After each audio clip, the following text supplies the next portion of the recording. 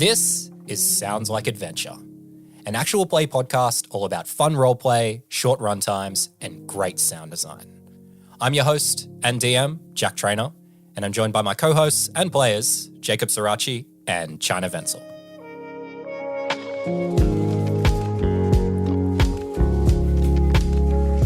Hey there! Welcome back. It's episode 5 of Sounds Like Adventure. Thanks for joining us. And today, it's puzzle time. But in the last episode, Otis and Seok, they found out that they were the winners of the crazy contest that they were challenged to by the eccentric Aarakocra by the name of Mary Canary. And not long after that, they had a really strange encounter with Indifference Jones. Seems to be getting kind of aggressive. Could he be dangerous? But after that strange moment passed, they made their way up to the reflecting pool, the strange puzzle that needs to be solved. And in today's episode, we'll find out if the brothers can solve the mystery of the reflecting pool.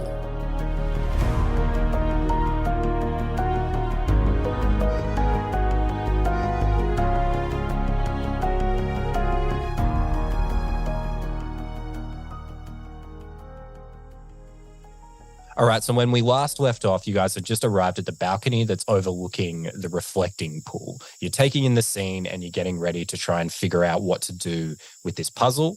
And then Indifference Jones, the curator, he starts to speak. The great magician, Mike Rotunda, gave us the instructions on the puzzle to be solved. A clever rhyme that I will now recite for you. Pool so deep, balcony high.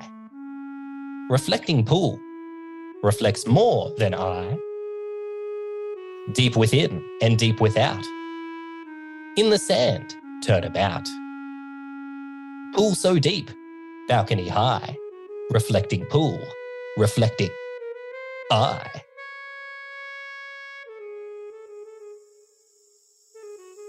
Takes sort of his characteristic, strange, unsettling pause and stands there wondering what you guys are going to do next.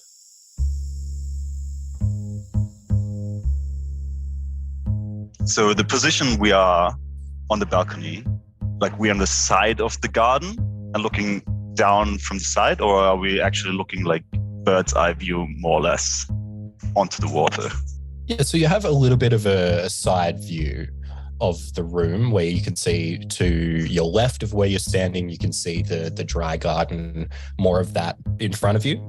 And then from the middle of the balcony over to the right, you can see the reflecting pool itself. And how high are we above the dry garden, or are we pretty much level? No, you're quite high above it. You're a full story above, basically. Okay. Like you came up some stairs to get here. So If you jump down, it would be quite a distance. Okay. And can we, from the angle we look onto the pool, can we see ourselves reflected, or do we see like an angle and see the walls? Depending on how you look into it, depending where you stand, you can see different things reflected in it. But yeah, standing where you are, you can see yourselves reflected back in the image. And as it was noted when you walked in, it's like glass, like absolutely motionless, this pool, no ripples on it all. And it's just a perfect reflection of what you're looking back at. Okay. Can I make an investigation check? I want to check like the walls around the edges of this to see if there's any sort of markings or anything that I think could be used from the reflection of the pool. Yeah, give me an investigation. The 14. Nice. So yeah, looking around, you just see many plants winding around the walls. There's windows on the left wall that you can see reflecting into a small hallway. And all around it, it's that same electric coloured plants just winding around everywhere. While he's looking around, can I move around as much as possible as the balcony allows, and see if I can find any discrepancies between the reflection and the reality? Yeah, definitely. So you're looking into the pool as you do this? I'm walking on the balcony back and forth to get the most angles, and then I'm comparing what I see in the reflection to what is reflected. So give me a perception check on that. All right, here we go. And that is 16. So yeah, as you're doing this, you're looking in the reflections and you're comparing the walls. You compare the one in front of you. It looks the same. The one to the right looks the same. The one to the left looks the same. But you look behind you and you notice that there isn't plants growing on the wall behind you, but there are plants in the image that's reflecting. Okay. Attack Otis' arm and say, like, see, in the pool, I can see the wall behind us with flowers, but the wall behind us doesn't have any flowers in the reality. So it's only in the reflection. In the rhyme, it says, deep within, and deep without, in the sand, turn about. Otis pulls out a coin and then looks at Indifference Jones before he does it and like holds it in his hand as if he's about to flick it and just looks at Indifference Jones with a raised eyebrow to like, may I? Go right ahead, my good sir. Yeah, Otis flicks the coin into the reflecting pool. Nice. Give me a sleight of hand. Okay. Oh boy. That's a 9. So you flick it and it flips up. It's beautiful, amazing flip. And it lands right next to the pool in the sand.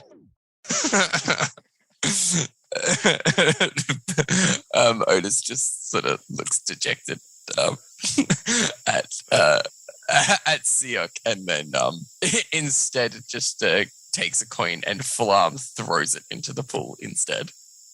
Okay, yeah. So it goes, it shoots straight into the pool, and it hits the pool, and unnaturally, like a huge ripple just rolls out from the spot where the coin hit the pool.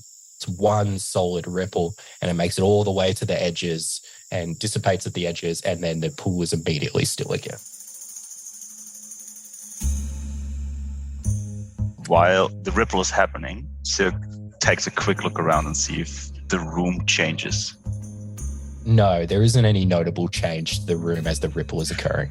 Yeah, can I try to sort of shuffle around the balcony and see if I can line up a vantage point where some of the reflection of like the plants make an I or a word, maybe? Sure. Yeah, go ahead. Yeah, give me a perception. Okay. That's a whole of 5. On the balcony is like small and tidily kept. There's like, a few tables and chairs for sitting. There's a ladder against one of the walls, probably for maintaining the plants. But clearly the balcony itself has been set up to gaze into the pool. So you have to sort of weave around the various items that are up there. But it doesn't click necessarily as an eye specifically what you're looking at. But you're definitely like drawn to the reflection of what should be the empty space. Otis says to his brother, he says, brother, I think you're right. I think you've got something there with the plants behind us. Maybe I'll have a closer look and see. And as I say that, I'll lean over to get the best vantage to see the reflection of the wall behind us that show the plants that are not actually there. Try to find if there's any pattern I recognize, or maybe like a message or like a symbol. Yeah, wonderful. Give me another perception. That would be an 18.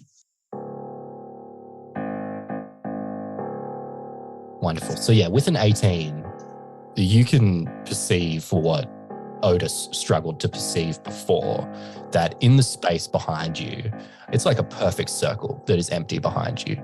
And as you stare at, you look at the shape of the plants, the order in which they are shaped in the reflection, and it is clearly an eye being reflected back at you in the shape of these plants. I see.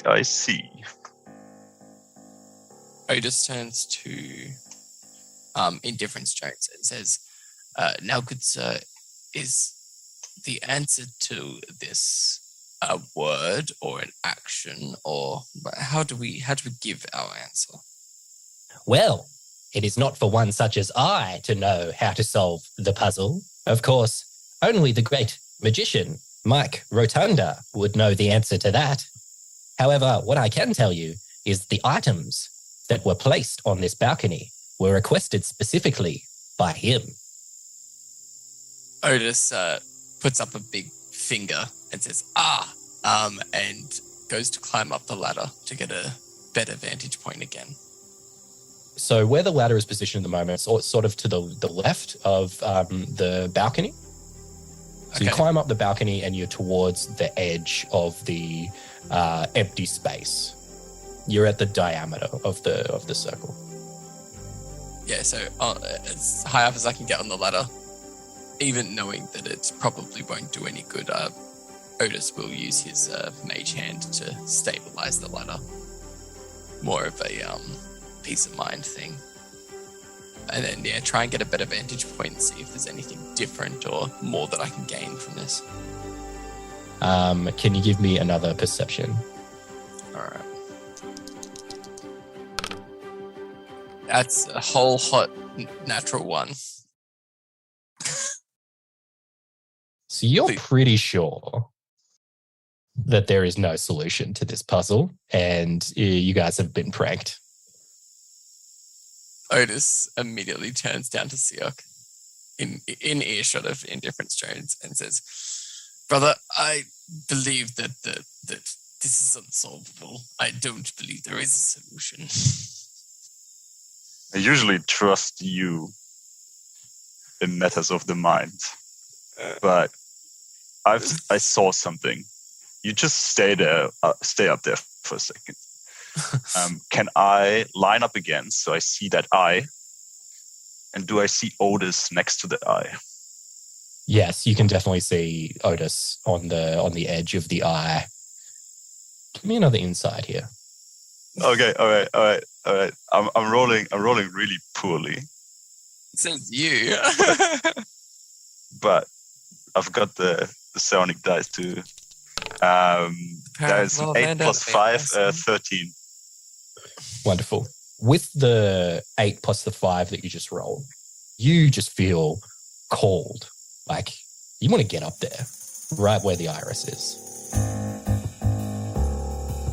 I'll conjure one of my psychic blades. I'll aim as center of the eye as possible, throw the dagger, and as it's about to hit the wall, I'll jump to the position and then use my cat's claws to try and cling onto the wall.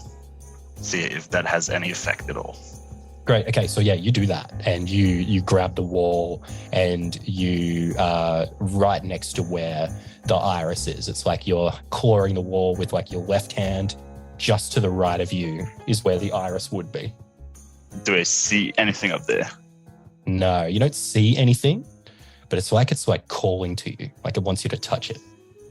I'll listen to the call. I'm touching it. So as you place like the flat of your palm on the wall, and as you do it, the space underneath your hand begins to turn and rotate, and like you almost lose balance as it's rotating. You shuffle your grip a little bit and you're able to hang on. And a small eye shape forms and expands out underneath your hand. It's around, maybe like a foot in size once it stops moving. And it blinks open like an iris. And inside you find a small piece of paper. Oh, paper. I love paper. I'll grab the paper. Otis will start getting down off the ladder at this point, realizing it's not helping. All right, I'll take the paper and make my way back down onto the balcony. Wonderful. So I think you just let go of the wall and spring back down. It wasn't all that high up that you needed to climb. So yes, and do you open up the piece of paper and have a look what's on there? No. As a policy, Siok doesn't do any paperwork whatsoever. So he just hands it to Otis. Before Siok even starts the paperwork off, Otis already has his hand out ready to accept it. And then, reads out what's on the paper. So it says, "Congratulations, friend. You have solved my puzzle. It is a thrill indeed to know that one was able to reflect upon the solution. As any great seeker of knowledge, I know that solving this puzzle is reward enough. But for those of you who see the power of the eye, I suggest you reflect on what you can find in the menagerie." Very cryptic. Can I roll a history or like something to see if we do? Like, I can connect this to anyone that we know of in the room. Yeah, sure. No, give me a history. History? No. I'll help. That's a whole of 17. Yep, wonderful. And just how are you helping? To remember historical events? By really hard. I'm helping. I'm helping by repeating the name Mike Rotunda in the most different kind of ways. You know, like you're pondering Mike Rotunda. I'll just Mike take it with Rotunda. disadvantage, Jack. I'll take it with disadvantage. It's fine. Jörg is not very good at those kind of problems, so he's actually not helping at all. Okay, wonderful. Yeah, 17. It's not a name that you necessarily recognize, but like it reminds you of like the type of alias that someone might use within the Runai. Okay. It has like a familiar ring to it. Before Otis says anything, Sirk just shakes his head and like, no, I don't think there's any connection whatsoever. Sirk will grab the piece of paper from Otis before he can hand it to someone else. That's ours. We've earned it fair and square.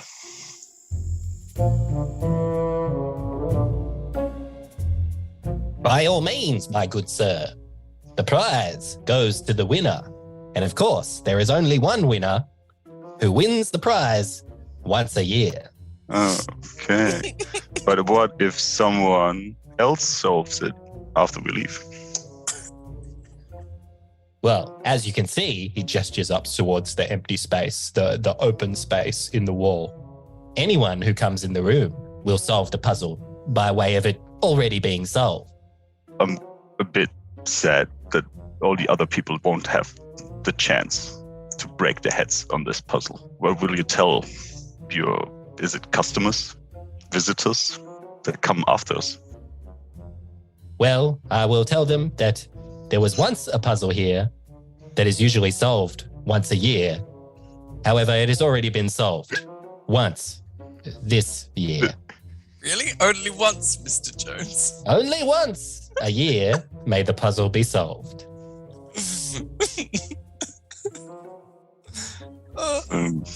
So once we've solved it, which is now, what's next on the agenda?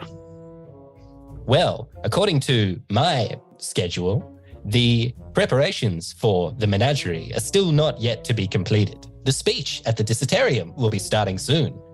So it seems like a great use of our time. In the meantime... Yeah, we could also talk about business. I heard you very fervently say your art is not for sale, but you must know that in the world of art collecting, a sale is not really often a sale, it's more of a trade. Let's say you have something that we are very interested in, and in exchange, we might have something you might be interested in. Have you heard of the artist Mad Marvin? He's very, very well known for his sculptures and his theme of plums. We happen to have a very nice sculpture by the name of the Great Plummet. As you can imagine, it's a mountain made out of plums. Fantastic piece. And maybe you might be interested in a kind of trade. Otis, contributing to this bluff, says something along the lines of like, yes, brother, a pivotal piece in its time, but surely we can't let that one go. Can you give me a deception check on this one? Deception. Where are you? Ah, there we go. I'm actually quite good at that. Oh, that's a 13. Wow. Indifference says, interesting. I don't believe I've heard of the artist Mad Marvin before. But pray tell, what are you interested in to offer such a generous trade of what is clearly such a rare and real artwork? Otis immediately panics over the mind link and is like, brother, what do we want? So just, I'm not saying that we definitely want anything. We are looking. And if we find something that piques our interest, I'm just putting it out there to ease your mind that we're not offering you money. Who cares about money? We are offering something of similar value in exchange. Something you might find interesting, something you might find a good addition to your museum. But what we are looking for specifically for an exhibition are pieces shaped like eyes in different kinds of styles. Specifically, we need some less realistic depictions of eyes, like a rune, letters, an eye made of symbols, something like that. Go ahead, give us a persuasion. That would be 15. Well, despite the appealing nature of the open-ended trade that you have offered, I must assure you that no artworks will leave the building. However, the eye motif is something that we hold dear within the Hall of Electric Curiosity. And in fact, within the menagerie, there is one piece that is similar to what you have described. I would be happy to show it to you. I would love to lay my eyes on it. Ha ha, very good, sir. Also, if you don't want to trade what you've got here, you might be able to direct us to an artist or some place where we could acquire something similar to what we find we are liking. That is very humorous indeed. Let me assure you that the artworks within the Hall of Electric Curiosities are truly one of a kind. What was the talk about again? As Jörg moves out from the balcony. The talk in the Dissertarium is, of course, with notable Major Horticulturan, Susan Scones. Yes, Susan, quite familiar with her work. His work, you mean? Wrong Susan. Of course. Sure, he hates that when that happens. Very difficult when there's two Susans in the magic horticulturalism business. Indeed. But yes, let's move on to the Dissertarium. He leads you out the double doors that open out onto the balcony. And you notice in the next room that there is a queue that has formed around a statue. And he says, well, look here. It looks like we have quite a bit of excitement to see our special speaker. It'll take quite a while to get in at this rate. And he turns and he winks at you both. And he goes, but luckily, you're with the curator. Follow me.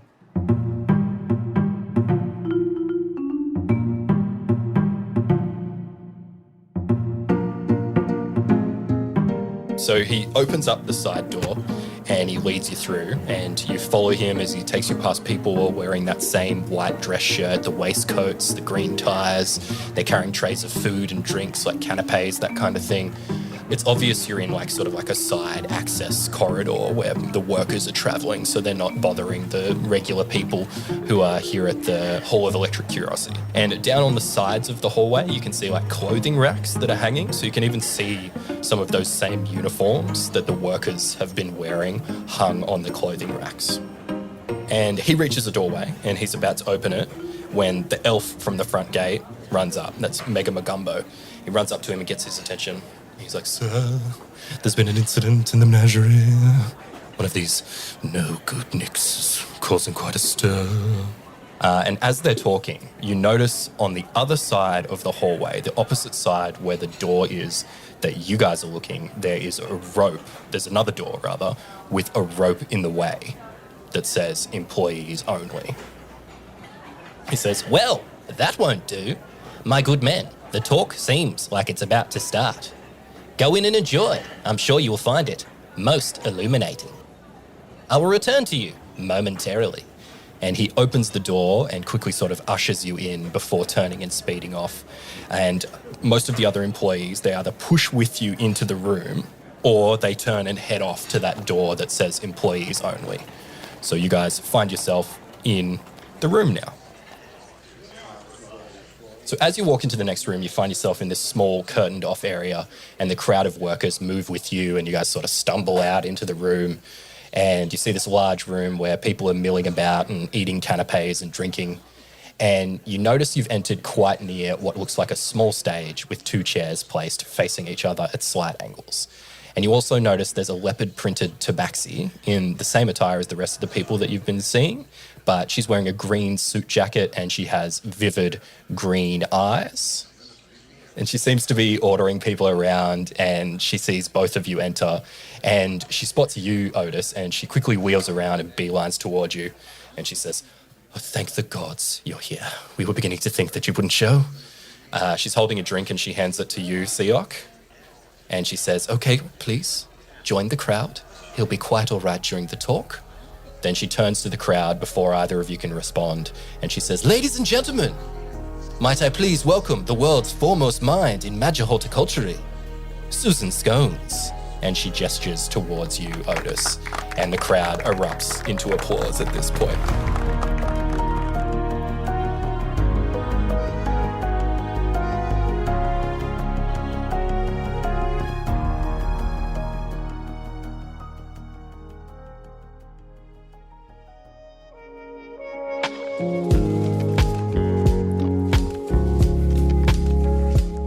Episode 5. There we go. It's another one. Stick around next episode to find out if Otis can actually pull off this impression of this person who is an expert on a subject that he truly knows nothing about. But to make sure you don't miss that episode, head over to the app that you're listening to this on right now, subscribe, follow the show, leave a 5-star review. That'd be awesome.